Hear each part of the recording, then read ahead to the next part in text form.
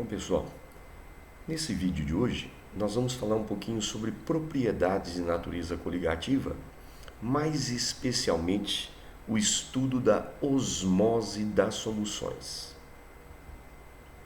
Bom, osmocopia ou osmometria é o estudo desse fenômeno conhecido como osmose das soluções. Esse estudo não é só qualitativo, ele também é quantitativo.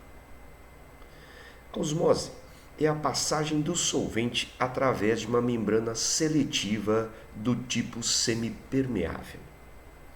Ocorre em duas situações: quando o solvente puro está separado de uma solução através da membrana seletiva, ou quando uma solução menos concentrada está separada de uma mais concentrada também por uma membrana seletiva.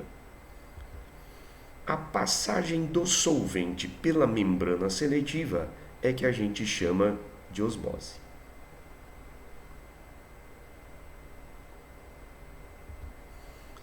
Bom, observações importantes. O solvente sempre sai do meio menos concentrado e vai para o meio mais concentrado. Outra observação: quanto mais concentrada for a solução, maior será a passagem do solvente pela membrana. Consequentemente, maior será a sua pressão osmótica. Bom, o que vem a ser essa tal da pressão osmótica simbolizada por π? Pressão osmótica é a pressão aplicada ao meio mais concentrado para impedir o fenômeno da osmose. Para o cálculo da pressão osmótica, nós temos uma relação matemática. π é igual a m que multiplica R que multiplica T, onde π é a pressão osmótica que pode ser dada em atm ou milímetro de mercúrio, m é a concentração em mol por litro de partículas na solução, R é a constante universal dos gases, 0,082 atm vezes litro dividido por mol vezes Kelvin, ou 62,3 milímetros de mercúrio vezes litro dividido por mol vezes Kelvin. T é a temperatura absoluta ou a temperatura em Kelvin. Bom, o solvente ele sempre vai passar pela membrana na forma líquida e não na forma gasosa. O comportamento desse líquido ele é semelhante ao gás. O comportamento do líquido é dito ideal. Para solutos de natureza iônica, nós devemos corrigir essa expressão matemática pelo fator de correção de Van 't Hoff, representado pela letra I. A fórmula do I é 1 mais alfa Q menos 1, onde I é o fator de correção, alfa é o grau de ionização ou de dissociação do seu soluto de natureza iônica, Q é o número de íons por fórmula. Então nós vamos ver dois exemplos. O primeiro, ele fala o seguinte: eventualmente a solução 0,30 mol por litro de glicose é utilizada em injeção intravenosa, pois tem pressão osmótica próxima do sangue. Ele quer saber qual a pressão osmótica em atmosferas da referida solução a 37 graus Celsius. Então vamos lá para a resolução. Então foram dados a concentração em mol por litro, 0,30 mol por litro. Ele está pedindo a pressão osmótica e a temperatura é 37 graus Celsius. Bom, sabemos que π é igual a mRT. Então, podemos dizer que M é 0,30, R é 0,82 e a temperatura absoluta em Kelvin é igual a 310. Bom, efetuando o cálculo, π será igual a 7,626, ou seja, aproximadamente 7,63 atm. Então, essa é a resposta desse primeiro exercício.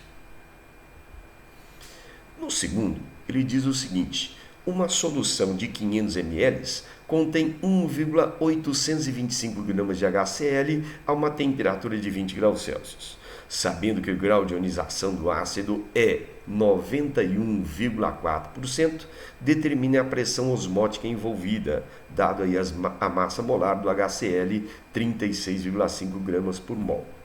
Vamos então para a resolução. Então, veja bem, os dados são volume da solução, 500 ml, a massa do HCl, 1,825 gramas, o alfa, 91,4%, temperatura igual a 20 graus Celsius. Então, vamos lá? Então, 0,5 litros é o volume da solução. O número de mols do HCl é a sua massa dividido pela massa molar, então vai dar 0,05 mol. Alfa igual a 0,914 e a temperatura em Kelvin é 293. Então vamos lá. Primeiro, nós percebemos que o HCl ele é um soluto de natureza iônica. E como é um soluto de natureza iônica, nós vamos ter que calcular o fator de correção. Então, HCl ioniza produzindo H mais Cl-. Então, calculando I, 1 mais alfa Q menos 1, I será igual a 1 mais 0,914, que multiplica 2 menos 1. Fazendo a conta, isso dará 1,914. Bom, a concentração em mol por litro do HCl vai ser o número de mols dele dividido pelo volume da solução. Então, será 0,05 dividido por 0,5. Isso dá 0,1 mol por litro. Agora, nós vamos calcular a pressão osmótica. Π é igual a mRT multiplicado pelo fator de correção I, já que o soluto é de natureza iônica. Então, π será 0,1, que multiplica 0,082, que multiplica 293, que multiplica o fator 1,914. Fazendo a conta, o π será igual a 4,598, ou seja, aproximadamente 4,6 atms. Então, essa é a resposta do nosso exercício. Bom, algumas observações finais. A solução que apresenta maior concentração ou maior pressão osmótica é chamada de hipertônica. Solução com menor concentração ou menor pressão osmótica é chamada de hipotônica.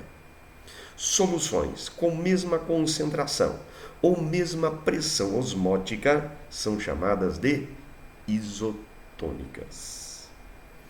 Vamos lá. Osmose reversa é o quê? É o processo inverso da osmose. Bom, se eu pegar então, aplicar uma pressão maior que a pressão osmótica no meio mais concentrado, o solvente vai passar pela membrana semipermeável do meio mais concentrado para o meio menos concentrado. Então, o trajeto é o oposto da osmose para o solvente. Então, esse processo é muito interessante para dessalinizar a água. Então, eu aplico uma pressão maior que a pressão osmótica da solução, faço o solvente passar pela membrana e vou obter água pura. Osmose indireta. Tá? Então, imaginemos que nós tenhamos aí dois recipientes, um com solvente puro e o outro com uma solução desse solvente. Então, o que vai acontecer? Na tentativa de equilibrar o desnível de concentração, o solvente vai evaporar e vai acabar condensando dentro da solução mais concentrada. Então, esse fenômeno é conhecido como osmose indireta. Como consequência disso, vai com certeza haver um aumento no volume da solução mais concentrada. Então tá aí, pessoal, encerramos aqui o assunto chamado osmose ou osmocopia ou osmometria. Bom, no próximo vídeo a gente vai trabalhar um outro assunto diferente aí com vocês. Até a próxima.